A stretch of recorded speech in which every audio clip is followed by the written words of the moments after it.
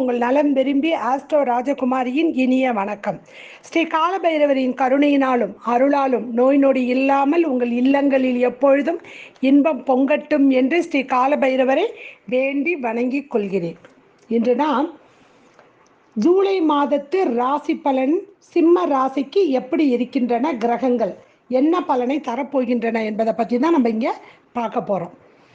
உங்கள் ராசி பார்த்தீங்கன்னா சிம்மம். அறம் ஒன்றே வாழ்க்கையில் முதல் கொள்கையாக வச்சுக்கிட்டு வாழக்கூடிய ஒரு ராசி உங்கள் ராசி. கிழக்கு அதோடைய திசை. சிம்ம ராசிக்கு 4 கால், அந்த சிங்கம் மாதிரியே இருக்கக்கூடிய 4 கால்கள் உள்ள ஒரு ராசி சின்னம் உங்களது. இதுக்கு பார்த்தீங்க அப்படின்னா, இதுக்கு நட்பு கிரகமான ஒரு செவ்வாயே இதுக்கு பாதக அதிபதியாக உங்கள் ராசிக்கு அமர்வார். முதல் தரமான யோக கிரகமும் அவர் தான், செவ்வாய் பாக்யாதிபதி. 5ஆம் இடத்தில் இருக்கக்கூடிய அதிபதி உங்கள் ராசிக்கு குரு பகவான் உங்களுக்கு பூர்வ புண்ணிய பலனை கொடுக்க போகிறார். உங்களுக்கு ரொம்ப எதிரியாக நிற்கக்கூடிய ஒரே கிரகம் சனி. சூரியன் சனியை ஒத்துக்குவார் ஓரளவுக்கு, ஆனால் சனி தான் சூரியனை இங்கே ஒத்துக்க மாட்டார் எப்பயுமே. அப்பா பிள்ளைய ஒத்துக்குவாங்க, பிள்ளை தான் கோவத்தில் அப்பாவை ஒத்துக்காது எப்பயும். ஸோ அதுதான் அங்கே கிரகங்களுக்கும் நடக்கின்றன. அதே சமயம் இந்த சனி கிரகமானது சூரியனுடைய கிரகங்களிலேயே ரொம்ப தள்ளி இருக்கக்கூடிய ஒரு கிரகமாக இருக்குது, பெரிய கிரகமாக இருக்குது. அது உங்களுக்கு 6க்கும் 7க்கும் அதிபதியாக வேற இருக்குது இந்த சனி பகவான். அதனால் ஏன் இந்த தனிப்பட்ட இந்த சிம்மத்துக்கு மட்டும் நான் சொல்கிறேன் அப்படின்னா, சிம்மம் ஒரு அரசாங்க கிரகத்துக்காக உள்ள ஒரு அமைப்பை கொண்ட ஒரு கிரகம். அந்த சிம்ம ராசியில் பார்த்தீங்கன்னா நிறைய பேர் அரசியல்வாதிகளாக இருப்பாங்க. அடுத்தது செவ்வாய், அரசு கிரகம். யூனிஃபார்ம் போட்டிருக்க அத்தனையும் மிலிட்ரி, போலீஸ் எல்லாருமே செவ்வாயோட ஆதிக்கத்துக்குள் வருவாங்க. அதிகாரத்தோடு இருக்கக்கூடிய யூனிஃபார்ம் போட்டவர்கள் எல்லோருமே செவ்வாயோடைய காரகத்துக்குள்ளே தான் வருவாங்க. அது உங்களுக்கு பாக்யாதிபதி. அப்போ அரசு கிரகம் என்று சொல்லக்கூடிய செவ்வாயும் சூரியனும் எப்பொழுதுமே அந்த அரசு சம்பந்தப்பட்ட கிரகமாக இருக்கும். இந்த ராசி நேயர்களுக்கு உங்களுடைய சூரிய பகவான் உங்கள் ராசிக்கு 11ஆம் இடத்தில் போய் சூரிய கிரகணத்தை இப்பொழுது தான் நடத்தி முடிச்சிருக்கிறாரு. அப்படி முடிக்கும் பொழுது இந்த சூரியனானவர் திருவாதிரை நட்சத்திரத்தில் உங்களுக்கு 4/7/2020 வரைக்கும் இருக்காரு.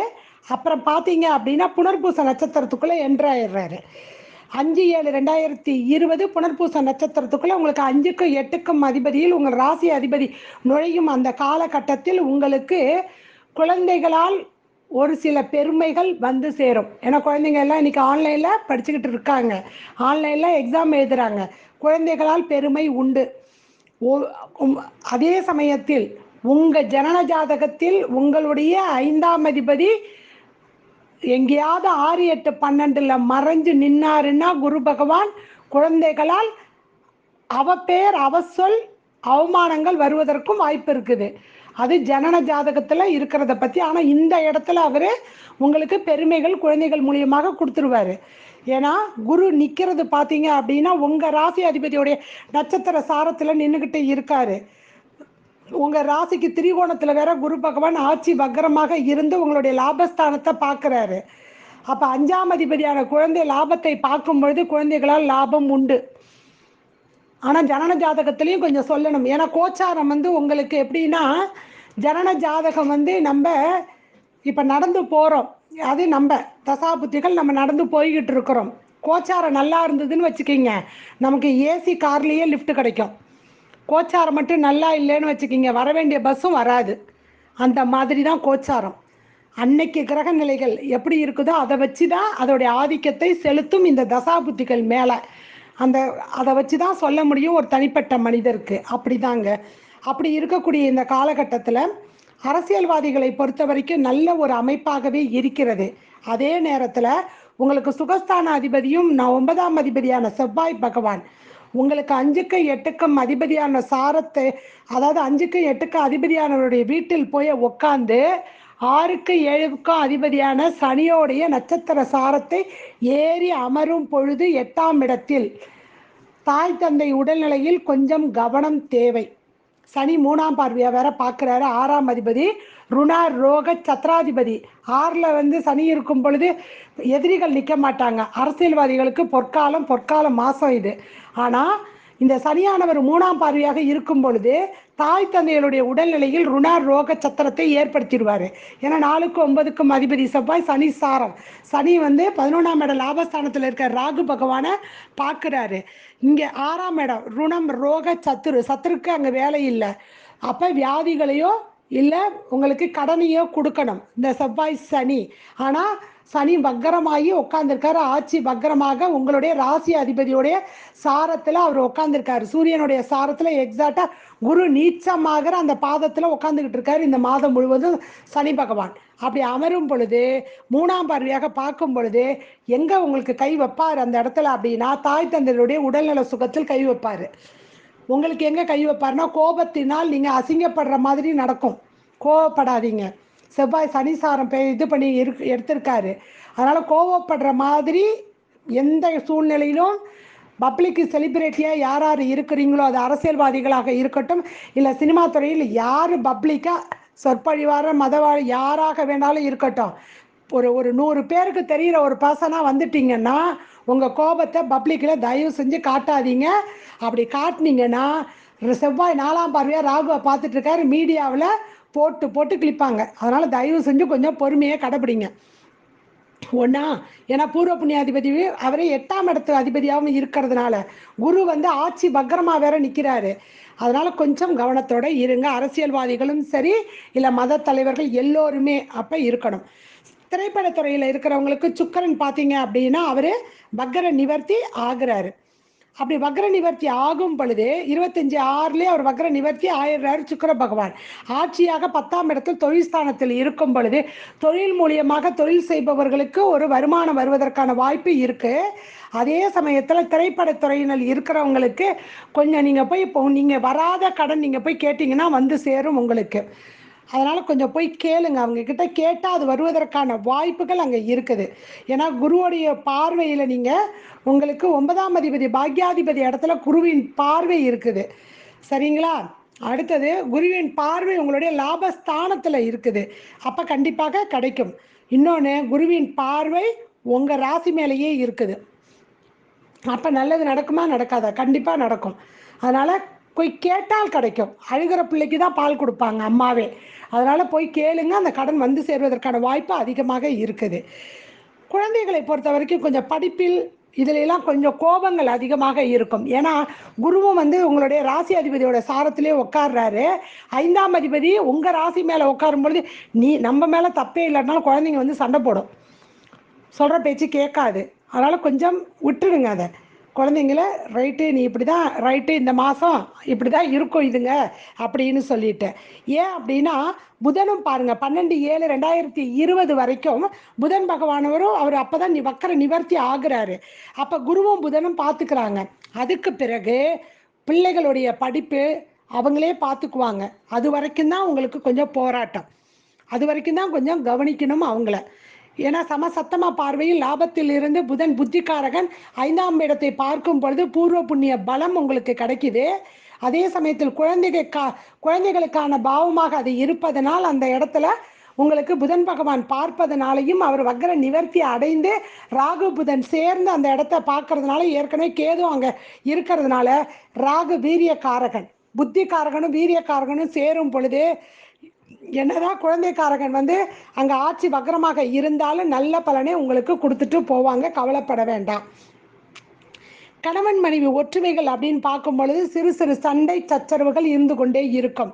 ஏனென்றால் உங்களுக்கு 7ஆம் அதிபதியான சனி 6இல் விரயத்தை அந்த ராசிக்கு விரயத்தில் உட்காந்து இந்த உங்களுடைய ராசி அதிபதியுடைய சாரத்தின் மீது செல்லும் பொழுது சண்டை சச்சரவுகள் இருக்கக்கூடிய ஒரு காலகட்டமாக இது இருக்கும். ஏன்னா 3ஆம் பார்வையாக 8ஆம் இடத்தை பார்க்குறாரு, 7ஆம் பார்வையாக 12ஆம் இடத்தை பார்ப்பாரு, உங்கள் முயற்சி ஸ்தானத்தை பார்ப்பாரு.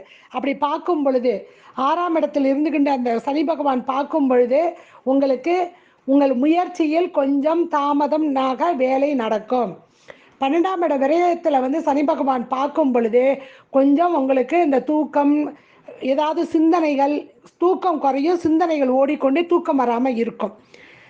3ஆம் பார்வையாக 8ஆம் இடத்தில் ஆக்கல் இடத்தை பார்க்கும் பொழுது உங்களுடைய பாக்யாதிபதியான செவ்வாயே அவர் பார்க்கும் பொழுது உங்களுக்கு வேலை செய்கிறாங்க பார்த்தீங்களா, கை நீட்டி நம்ம சம்பளம் வாங்குறாங்க இல்லையா, அவங்களுக்கெல்லாம் அந்த உங்கள் ராசிக்கு 6ஆம் இடம் தான் வேலை செய்யும். அந்த அதிபதி ஏற்கனவே ஆட்சி வக்கரமாக இருந்து செவ்வாயை பார்க்கும் பொழுது உங்களுடைய ஹையர் ஆஃபீஸர்ஸு, உங்களுக்கு மேலதிகாரியாக யார் இருந்தாலுமே சரி, அவங்க உங்களுக்கு கொஞ்சம் ஃபேவராக செயல்படுவாங்க.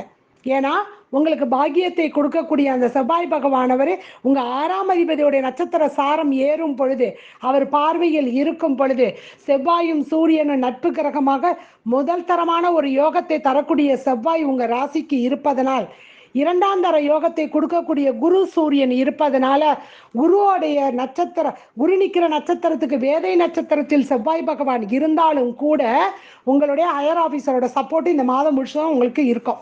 கவலையே பட வேண்டாம். ஏன்னா இது நிற்கிறது ஒரு பலம்.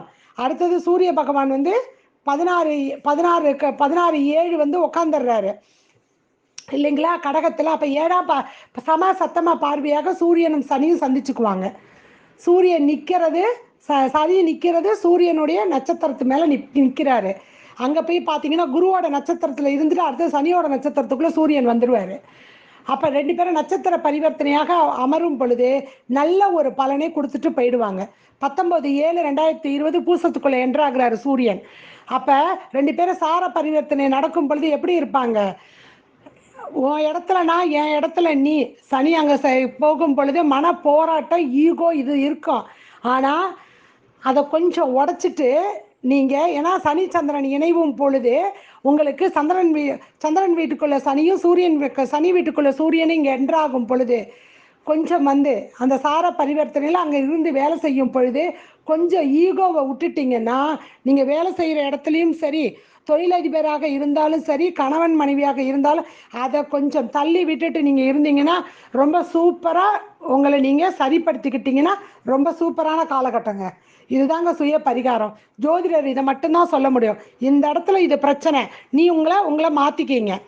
அடுத்தது ஆன்மீகம், தான பரிகாரம் அப்படின்னு இதெல்லாம் பண்ணும் பொழுது, அதாவது ஜாதகத்தில் எப்படி திரிகோணம் நன்றாக இருக்கணும்னு நாங்கள் சொல்லுவோம், அதுமாரி திரிகோண அமைப்பில் இந்த பரிகாரங்கள் இருக்கும் பொழுது உங்களை எந்த ஒரு கிரகங்களுடைய பாதிப்பும் உங்களை தாக்காது. அப்படியே பிரச்சனை வந்தாலும் அதுலேருந்து மீண்டு எழுவதற்கான புத்தியும் அறிவும் உங்களுக்கு கடவுள் கொடுத்து, கடவுள் உங்களை அவர் தோல் மேலே சுமந்து வச்சுக்கிட்டு இருப்பார். அதுதான் உண்மை. இந்த இந்த இந்த ரகசியம், இந்த சூட்சமம் புரியணும் நமக்கு. அடுத்தது பார்த்தீங்க அப்படின்னா, தொழில் செய்வர்களுக்கு 10ஆம் இடத்து சுக்கிரன் அவர் ஆட்சியாக உட்கார்ந்துருக்கார். இவ்வளவு நாள் வக்கரமாக இருந்தார். தொழிலில் லாபம் உண்டு, கவலைப்பட வேண்டிய அவசியம் கிடையாது. உடன்பிறப்புகள் அப்படின்னு பார்த்தீங்கன்னா, உங்கள் 3ஆம் வீட்டு அதிபதி 10ல் அமரும் பொழுது அவர்களுக்காக, உங்களுடைய இளைய சகோதரருக்காகவும் மூத்த சகோதரருக்காகவும் சிறிய பணத்தை செலவு செய்வதற்கான ஒரு வாய்ப்பு வரும். அவங்க உதவி என்று வந்து கேட்டு நிற்பாங்க. அப்போ உதவி செய்கிற மாதிரி இருக்கும் ஒரு சூழ்நிலை, நீங்களும் உதவி பண்ணுவீங்க. சூழ்நிலை வருது, அவ்வளோதான் அந்த இடத்துல. சரிங்களா? இவ்வாறாக கிரக நிலைகள் பார்த்தீங்க அப்படின்னா, உங்களுக்கு குருவும் உங்களை நல்ல பார்வையாக பார்க்கும் பொழுது உங்களுக்கு அந்த இடங்கள் வந்து ரொம்ப சிறப்பாகவும் அமையுது.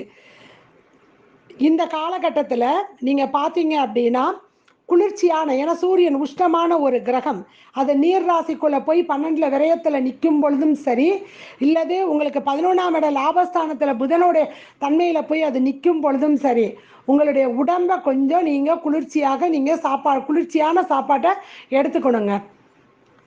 பார்த்தீங்கன்னா இப்போல்லாம் ஏலக்கி வாழைப்பழம் வருது, ஏலக்கி வாழைப்பழத்தையும் செவ்வாழைப்பழத்தையும் எடுத்துக்குங்க. சரிங்களா? 2வது ஒரு விஷயம், எண்ணெய் தேய்ச்சி குளிக்கணும். நிறைய நல்லெண்ணெயை எடுத்துக்குங்க உடம்புக்கு. நீங்கள் சாப்பாட்டில் நல்லெண்ணெயை நீங்கள் கொஞ்சம் சேர்த்துக்குங்க அதிகமாக. வெந்தயத்தை உடம்புல சேர்த்துக்கணும். வெந்தயக்கீரை, வெந்தய குழம்பு, அது மாதிரி கொஞ்சம் வெந்தயத்தை சேர்த்துக்கணும். இதுக்கு ஈக்குவலண்டாக நீங்கள் தினமும் ஒரு 3 மிளகாவது சாப்பிட்ணும். ஏன்னா சூரியனுடைய காரகத்துவத்தில் மிளகு ரொம்ப முக்கியமான ஒரு பொருள். அது இந்த 12ஆம் இடத்துல வந்து மார்புங்கிற இடத்துல வந்து சூரிய பகவான் உங்கள் ராசி அதிபதி உங்கள் ராசிக்கு விரயத்தில் அவரை வந்து அமரும் பொழுது உங்களுக்கு அந்த மிளகை நீங்கள் சேர்த்துக்கலைன்னா மார்புங்கிற இடத்துல போய் உட்கார்றதுனால சில தொந்தரவுகளை உங்களுக்கு தந்து விடுவார். அதனால் மிளகை சேர்த்துக்குங்க. மிளகை டக்குன்னு போட்டு மென்று சாப்பிட்டாலும் சரி, இல்லை நெய்யில் வறுத்து சாப்பிட்டாலும் சரி, அதை சாப்பிட்டுக்கிறது ரொம்ப ரொம்ப முக்கியம் இந்த காலகட்டத்தில். சரி, இந்த மாதம் முழுவதும் நமக்கு சந்திராஷ்டம தினம் சிம்ம ராசிக்கு 10ஆம் தேதியும் 11ஆம் தேதியும். அப்போ அந்த நாளில் நல்ல நிகழ்வுகளோ இல்லை ஊர் பயணமோ தூரதேச பயணமோ இல்லை உள்ளூர் பயணமோ எதுவும் நீங்கள் மேற்கொள்ளாமல் இருங்க. என்னதான் நாங்கள் ஆர்டர் வாங்கிட்டோம் கலெக்டர்கிட்ட இருந்து அப்படின்னா கூட இந்த 2 தேதியை தள்ளி வைங்க. சரிங்களா? இந்த மாதம் முழுவதும் நீங்கள் சங்கடகர சதுர்த்தி அன்று வழிபடக்கூடிய கணபதியை வழிபாடு செய்யணும். முழு முதற் கடவுள் அவர் தான். அவரை வணங்காமல் தெய்வங்களே எந்த ஒரு செயலையும் செய்யறது கிடையாது. அப்படிப்பட்ட கணபதியை நீங்கள் வணங்கணும். ஏன்னா உங்களுக்கு 6ஆம் இடத்தில் இருக்கக்கூடிய சனி பகவானவர் இந்த கணபதிக்கு இந்த விநாயக பெருமானை வணங்கும் பொழுது அவருடைய தாக்கத்தை குறைச்சிக்குவார்.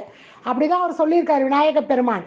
அதனால் சங்கடங்கள் வரக்கூடிய அனைத்தையும் தவிடுபொடியாக ஆக்கக்கூடியவர் இந்த சங்கடகர கணபதி. அவரை நீங்கள் இந்த மாதம் முழுவதும் வழிபாடு செய்தீர்கள் என்றால் உங்களுக்கு இந்த கிரகங்களுடைய பாதிப்பிலிருந்து நீங்கள் உங்களை தற்காத்து கொள்ளலாம். சரிங்க, எனக்கு சங்கடகர சதுர்த்திக்கு நான் கோயிலுக்கு போக முடியாது, வேண்டாம். வீட்டிலேயே இருக்கக்கூடிய கணபதியே சங்கடகர கணபதியே என் சங்கடங்களை எல்லாம் தீர்த்து என்னை நல்வழிப்படுத்தி எனக்கு நல்ல புத்தியை கொடுத்து என்னையும் என் குடும்பத்தையும் காப்பாற்று அப்படின்னு வேண்டுனீங்கனாலே போதும். நம்ம சாமிக்கு நல்லாவே தமிழ் புரியும். தமிழ் கடவுளே முருகர் தான் இங்கே. அதனால் அவரை போய் வணங்குங்க. நீங்கள் விநாயக பெருமானை தினமும் தீபம் ஏற்றும் போது ஒவ்வொரு நாளும் நீங்கள் அந்தி சந்தி வணங்கி வர வர உங்களுக்கு இந்த 31 நாட்களும் கிரகங்கள் கொடுக்கக்கூடிய கெடுபலன்கள்லாம் உங்களை விட்டு நீங்கும்.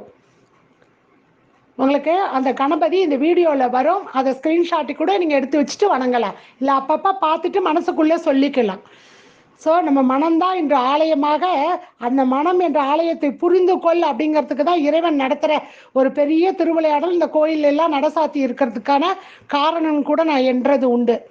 அதனால் நீங்கள் இந்த காலகட்டங்களில் சங்கடகர கணபதியை வணங்கி சுய பரிகாரமும் உங்களுக்கு ஆன்மீக பரிகாரமும் தான பரிகாரம் எல்லோருக்கும், வயதானவங்களுக்கு, கால் கை முடியாதம இருக்கிறவங்களுக்கு, கணவனால் கைவிடப்பட்ட பெண்களுக்கு, கணவனை இழந்த பெண்களுக்கு, கைப்பெண்களுக்கு உங்களால் முடிந்த உதவிகளை செய்யுங்க. அப்படி செய்யும் பொழுது உங்கள் 6ஆம் இடம் 8ஆம் இடம் இந்த இடத்தினுடைய பிரச்சனைகள் எல்லாமே உங்களுக்கு தீர்ந்து ஒரு நல்ல ஒரு பலனை கொடுக்குங்க. நீங்கள் எல்லோரும் மின்புற்று இருக்க வேண்டும் என்பதுதான் எனது நோக்கம். அடுத்தது கன்னி ராசியில் வந்து உங்களை சந்திக்கிறேன். நன்றி, வணக்கம். ஸ்ரீ குபேரன் டிவியை பார்த்தமைக்கு நன்றிகள். மேலும் இது போன்ற தகவல்களை தெரிந்து கொள்ள ஸ்ரீ குபேரன் டிவியை சப்ஸ்கிரைப் செய்யுங்கள். மறக்காமல் பெல் ஐக்கானை கிளிக் செய்யுங்கள்.